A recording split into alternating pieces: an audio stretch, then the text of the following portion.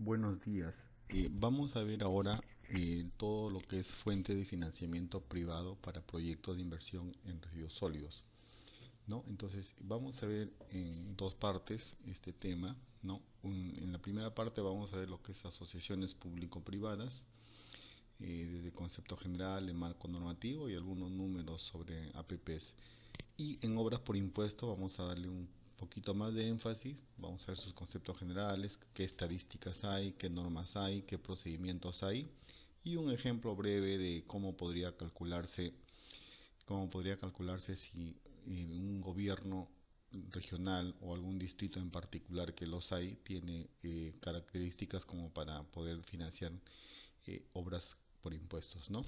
Entonces, lo importante de este capítulo es que los proyectos de residuos sólidos pueden también tener financiamiento privado, ¿no? Para tener una línea más clara, el tema de asociaciones público-privadas lo vamos a ver para tener unos criterios, no parece ser tan aplicable, mientras que ahora por impuestos sí, se está desarrollando casuística que pudiera aplicarse en algunos momentos. De hecho, que ha habido ya en algunos distritos cercanos a Antamina algunas obras hechas en ese contexto y que están operando actualmente, ¿no? Me refiero a algunos rellenos sanitarios. Y continuando, y nos hacemos la pregunta, ¿no? ¿Qué es una asociación público-privada o una APP? ¿No? Resumido como APP, ¿no? Entonces, a nivel de varios de los países, digamos, no hay una definición aceptada, ¿no? Uniforme, ¿no? La APP siempre varía. Entonces tenemos que el Banco Mundial define una APP como un contrato a largo plazo entre una parte privada y una entidad pública. De ahí viene el nombre, ¿no? Asociación público-privada. ¿Y qué brindan? Brindan un activo o un servicio público, en donde la parte privada asume un riesgo importante, ¿no? Y la responsabilidad de la gestión y la remuneración está vinculada al desempeño, ¿no? Tenemos ejemplos de asociaciones público-privadas como el famoso caso de Chinchero, en donde el privado iba a invertir hasta un 80%, después, bueno, esa proporción varió, pero es un ejemplo, ¿no? Una intervención en la cual interviene un privado con mucha experiencia en hacer aeropuertos, digamos, y el Estado, ¿no? Según el decreto 1224, la definición de APP se refiere a una modalidad de participación de la inversión privada en donde el privado incorpora experiencia, conocimiento, know-how, equipos, ¿no? Y se distribuyen los riesgos, ¿no? Y recursos. Estos riesgos preferentemente van al privado, obviamente, ¿no? Entonces, ¿cuál es el objeto de todas maneras? El objeto es crear, desarrollar, mejorar o operar o mantener infraestructura pública o proveer servicios públicos. Es decir, que al menos teóricamente, según la definición, sí pudiésemos proveer servicios públicos, como es la limpieza pública con una APP, ¿no? Ahora, qué tan factible sea, qué tanto puede hacerse, qué tanto esto llega a hacerse tangible, bueno, no hay experiencias todavía, pero no está de más considerarlo, ¿no? Viendo que la ley ¿no? Entonces, acá vemos un tema de APPs, ¿no? Normalmente una APP tiene un monto de inversión bastante elevado, ¿no? Para el gobierno nacional mínimo es unas 10.000 UIT a la fecha, porque es un cálculo ya aproximado, con alrededor de 40 millones, y para gobiernos locales y regionales unas 7.000 UIT, que son unos 28 millones redondeando, ¿no? Entonces, normalmente las APP que se han hecho son obras bastante grandes, como la carretera Irsa Sur, el Terminal Norte, la línea 2 del metro, son miles de millones, ¿no? Unas bandas electromagnéticas, redes viales y el mismo gasoducto superguano que con todos los problemas que tiene ha sido detenido, ¿no? Por temas ya que van más allá del tema administrativo mismo. Y entonces, bueno, hay fallas, peculiaridades que siempre hay, ¿no? Entonces, ¿por qué las inversiones son grandes? Porque los costos de transacción son elevados. ¿no? Porque las empresas siempre van a buscar un retorno, pero igual son empresas buscando una rentabilidad, ¿no? Entonces acá vemos y comprobamos básicamente con el monto mínimo, un proyecto de 28 millones, sí hay distritos que pudieran, ciudades grandes que pudieran utilizar esa cantidad y más todavía, pero en su momento se verá analizando el caso específico, ¿no? Más adelante vamos a Sí. ver algo, ¿no? Los contratos de las APP son a largo plazo, ¿no? ¿Y por qué a largo plazo? Porque el privado va a querer recuperar su inversión. En este caso no es, como es una inversión privada, el privado siempre opera bajo el valor actual neto y siempre va a proponer una tasa de retorno y esa tasa de retorno va a ser en varios años. Entonces se le debe asegurar al privado un contrato a largo plazo. Eh, Hay que destacar acá que en temas de gobiernos locales, que son lo que nos atañe y que son a la vez los encargados de limpieza pública, gobiernos locales, provinciales, distritales, ni siquiera regionales, ustedes conocen que la rotación de alcaldes es cada 4 años y no hay mucha tendencia a hacer trabajos o inversiones a muy largo plazo, ¿no? Mayormente son inmediatistas los gestores locales, es decir, los alcaldes, y trabajan en su horizonte en que están, a veces no proyectan más allá, ¿no? Entonces, bueno, salvado eso, las APP necesitan un presupuesto previsible, un presupuesto para lo que es funcionamiento, o sea, la operación y mantenimiento previsible, tiene que estar presupuestado para que funcione el servicio, ¿no? Que se brinde el servicio, y se conocen los compromisos del Estado desde que se firma, ¿no?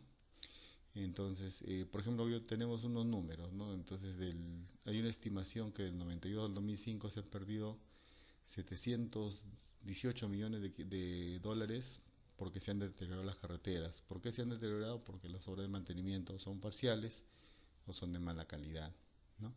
Entonces, ustedes pueden ver que los plazos para los contratos son 60 años, ¿no? Máximo y mínimo 10 años. Entonces son proyectos a largo plazo que sí deberían también los gobiernos locales hacer ese tipo de proyectos, pero a veces no hay la voluntad política, ¿no? Una APP, si ustedes pueden ver en el gráfico, adelanta lo que es la infraestructura, ¿no? Entonces, la etapa de la etapa de construcción, la etapa de construcción se adelanta, ¿no? Se evita el sobrecosto y en la etapa de mantenimiento, de operación y funcionamiento, en lo que es mantenimiento, la calidad no decae, sino la calidad se mantiene. Por cuanto el sector privado está cobrando, pensemos en una vía concesionada, ¿no? Como la Panamericana, qué sé yo, el privado cobra, pero a la vez mantiene y está obligado a.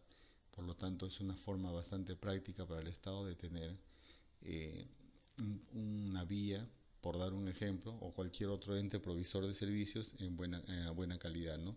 Si ustedes observan el gráfico, con la APP la calidad se mantiene constante a lo largo del tiempo, mientras que en la obra pública es probable que la calidad vaya disminuyendo, ¿no?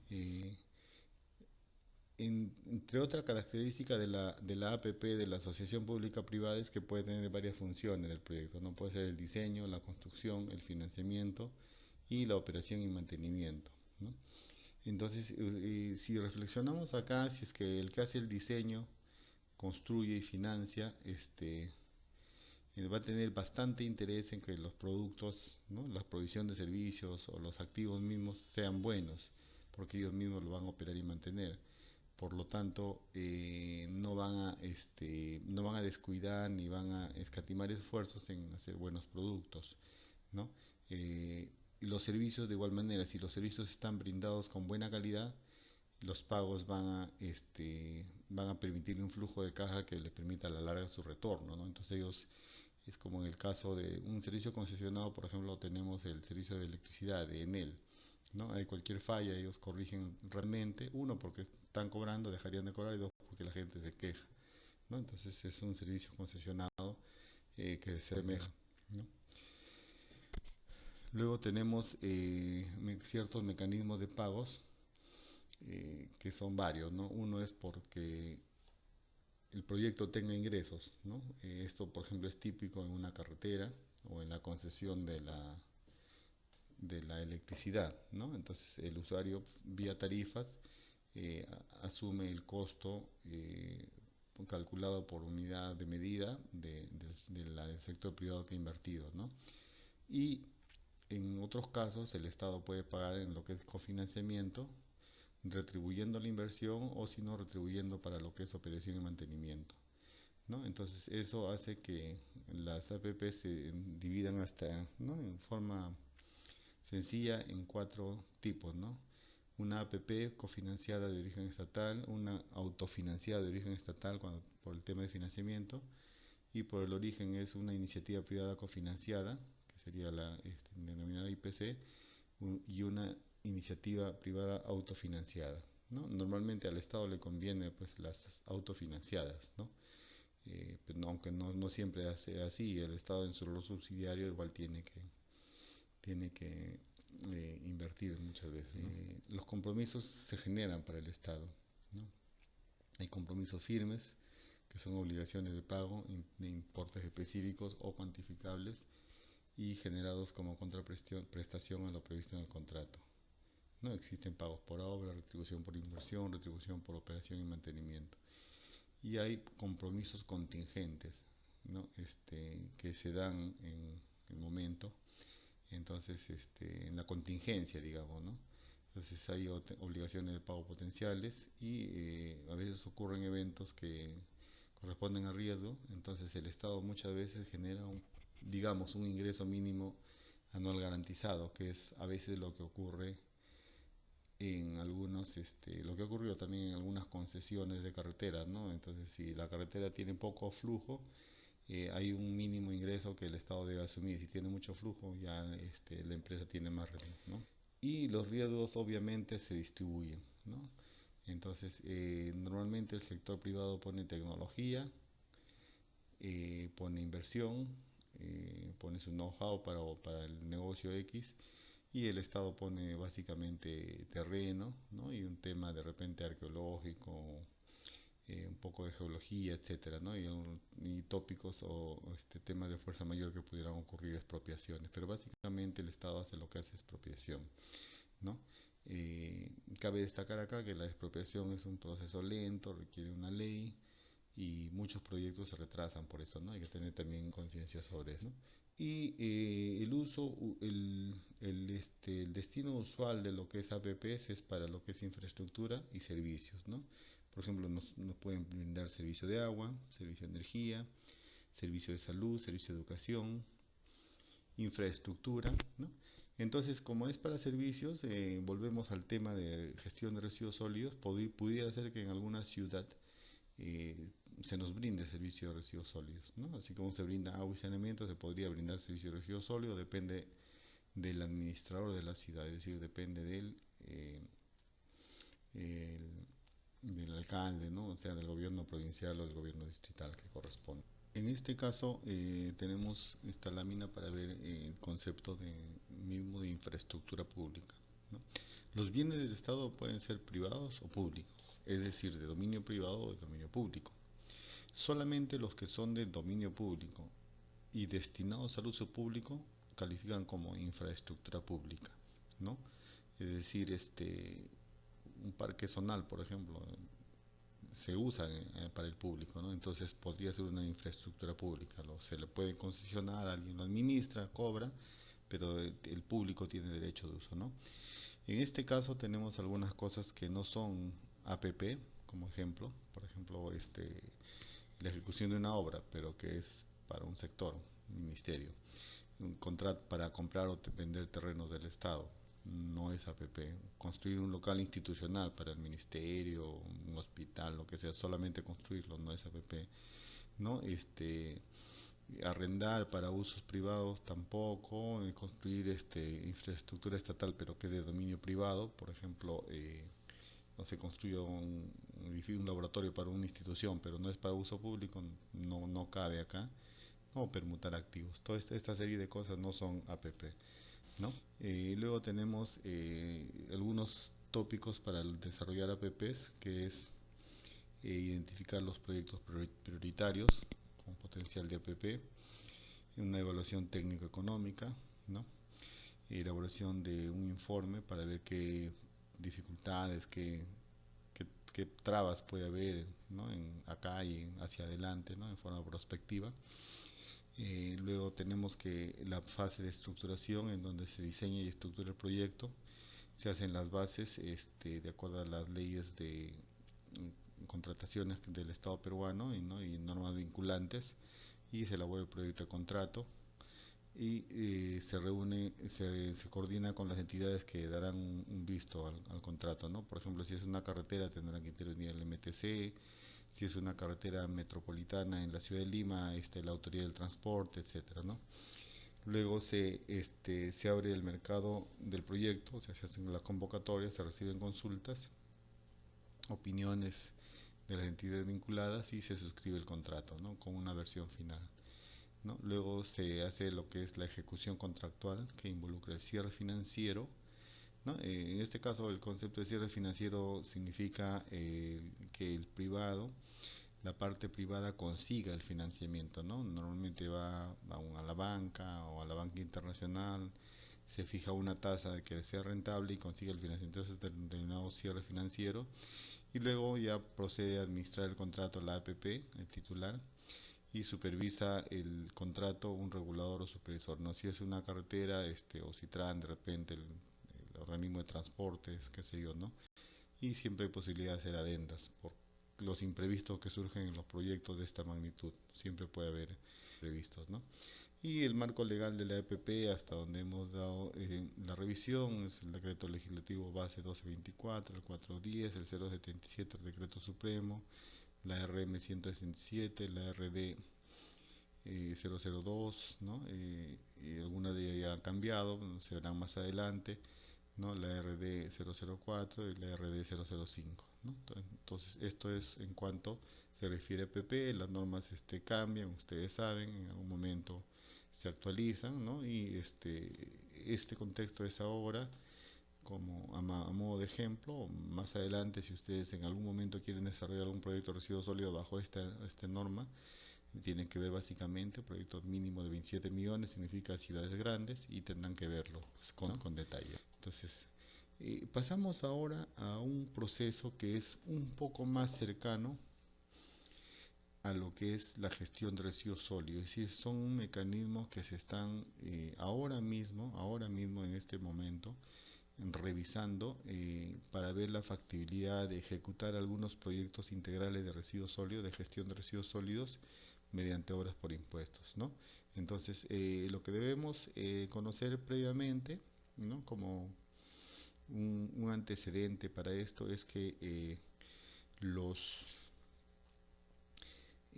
gobiernos regionales y cada distrito, es decir, no la provincia, sino el distrito capital, cuando es una provincia, ejemplo, si fuera la provincia de Lima, no es el municipio provincial de Lima, sino es solamente lo que correspondría cerca de Lima,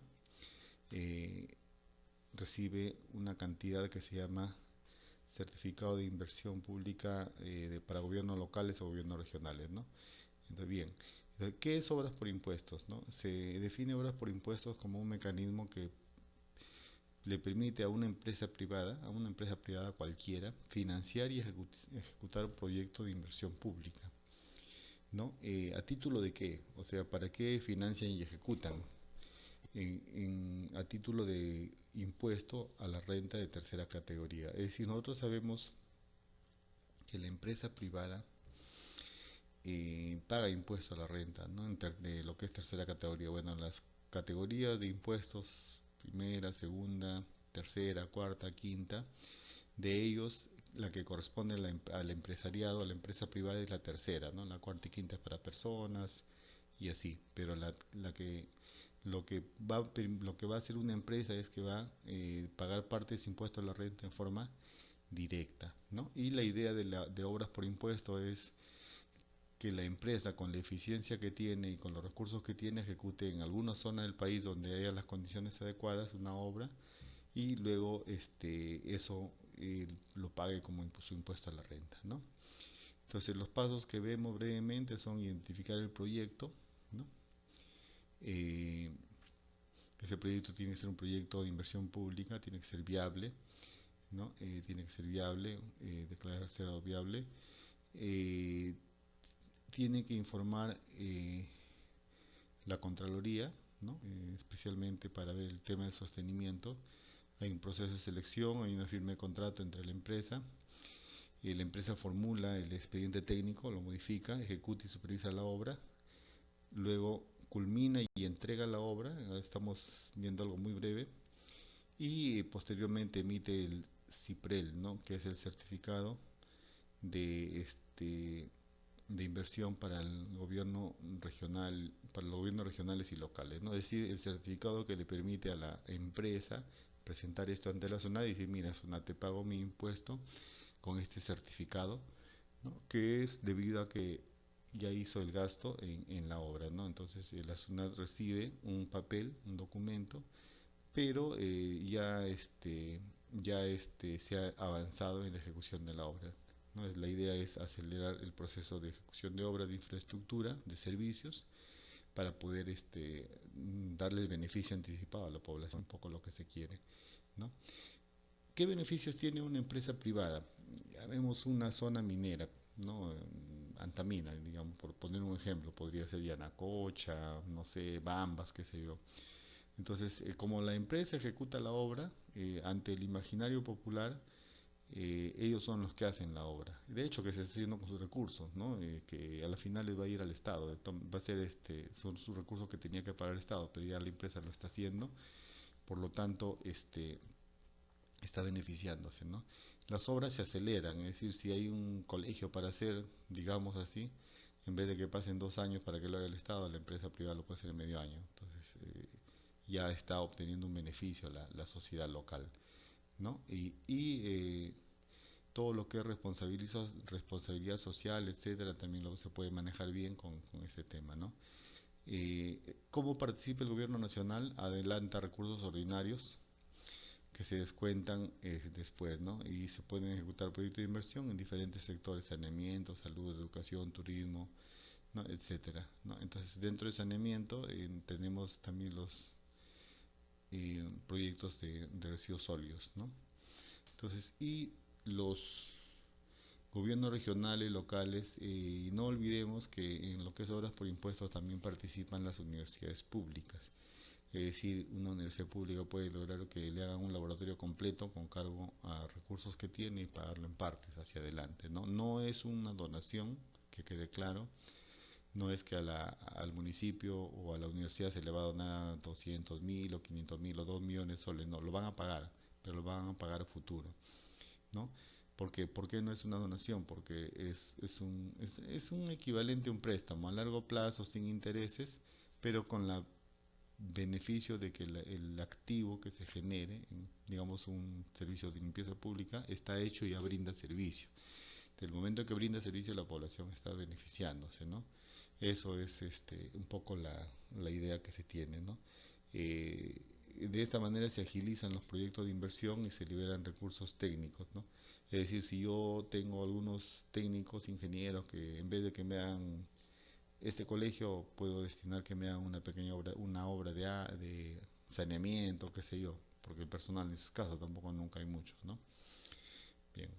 Además, las obras se aceleran, ¿no? El movimiento económico se crece con esto, ¿no? Entonces, la idea del mecanismo OXI, llamémosle OXI, sí, obras por impuesto, OXI, es que los proyectos de inversión pública sean más ágiles y más eficientes, ¿no? Que sean más ágiles y más eficientes. Es decir, yo vinculo a los gobiernos regionales, locales, universidades públicas y aún ministerios con empresas privadas, y logro que la empresa privada ponga el dinero y haga la obra mucho más rápido, ¿no? Entonces, el acelerar la inversión pública que va a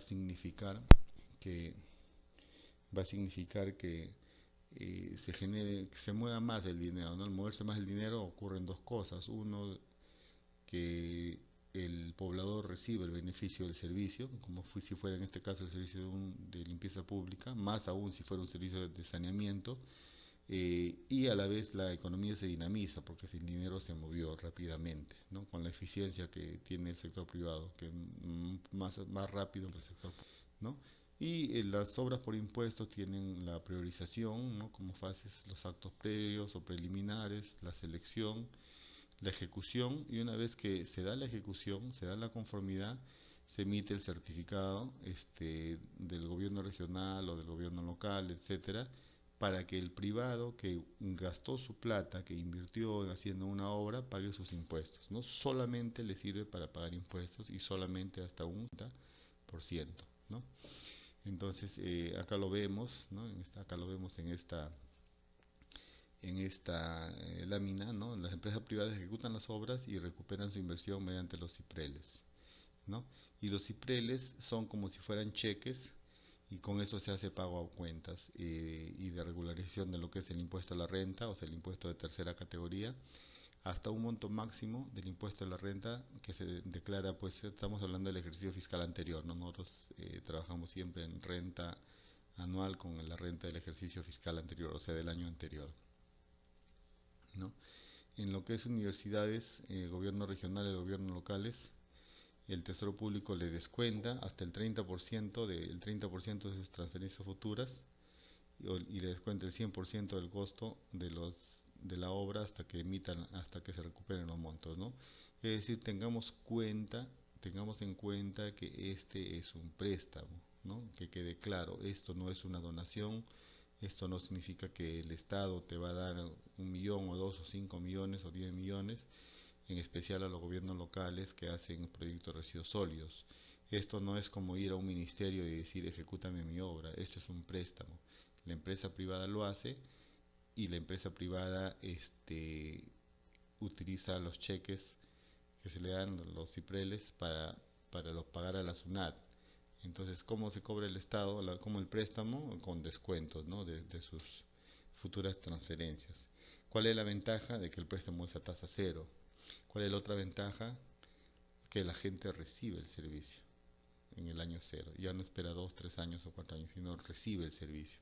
¿Y cuál es el objetivo del gobierno local? Bueno, uno de los objetivos es que la gente recibe el servicio. O sea, de todas maneras se tiene que dar el servicio, ¿no? Y ahí es un poco del tope para 84, ¿no? Acá tengo una cifra exacta, 84.428.000. Entonces, ese es el tope máximo. Es la cuota superior del límite de emisión del CIPREL, de acuerdo a las reglas fiscales del ejercicio, que es el año 2019. Y la provincia de Sarumilla tiene 630.000 soles.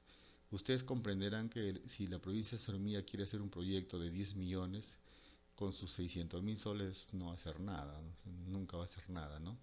Ese 630.000 corresponde al distrito central cercado de Sarumilla, que es la provincia, la capital de provincia, ¿no? Entonces, pero, por ejemplo, si nos ponemos como ejemplo, vemos en el segundo cuadro, en el cuadro de abajo, vemos que el proyecto cuesta 10 millones. El proyecto cuesta 10 millones y el monto máximo para ejecución de Tumbes, de la región Tumbes estamos hablando, no de Sarumilla porque es irrelevante, es el 30% del presupuesto, aproximadamente 28 millones. Entonces, en teoría, solamente en teoría, lo máximo que pudiera pagar eh, el gobierno regional de Tumbes, si quisiera apoyar a la provincia de Sarumilla, cuyo proyecto de 10 millones tiene, es 8 millones, ¿no? Siendo conservador, y digamos que si el gobierno regional de Tumbes decide darle el apoyo a Sarumilla, podría proponerse un descuento de 2 millones y el gobierno regional de Tumbes tendría que pagar durante 5 años 2 millones para cubrir el proyecto, ¿no? Se cumple las condiciones, sí, porque si yo hago el proyecto en el año 2020, por ejemplo, ya el 2021 la gente está percibiendo los beneficios. El gobierno de Tumbes va a pagar, pero bueno, el gobierno de Tumbes tiene la obligación de apoyar a todas sus provincias, no solo a Sarumilla, todas, y podría avanzarse y hacer algo y mejorar su nivel de ejecución también, que muchas veces son bajos, ¿no? Eso es un poco el caso de Oxy, y hay todo un marco legal pues para obras por impuestos, que es el decreto supremo 294 que impulsa la inversión pública, el 295 que es el TUO, el decreto supremo 212 que modifica el decreto 2930 de la inversión pública, el 167, el 361, la RM3, el decreto supremo 36 que impulsa la inversión pública. Todo esto es un cuerpo legislativo que fomenta la inversión pública a nivel la inversión pública, pero con intervención privada. En este caso, con la metodología o tipología obras por impuestos, en donde para culminar, volvemos a decir, obras por impuesto no es una donación a un gobierno local, es un préstamo que va a tener que pagarlo, ¿no? Entonces, mucho cuidado con esto, hay que hacer un buen cálculo, una buena estimación matemática, una buena estimación económica para que ese pago no afecte y poder disfrutar del servicio correspondiente bajo un criterio, una racionalidad en el pago, ¿no? Muchas gracias.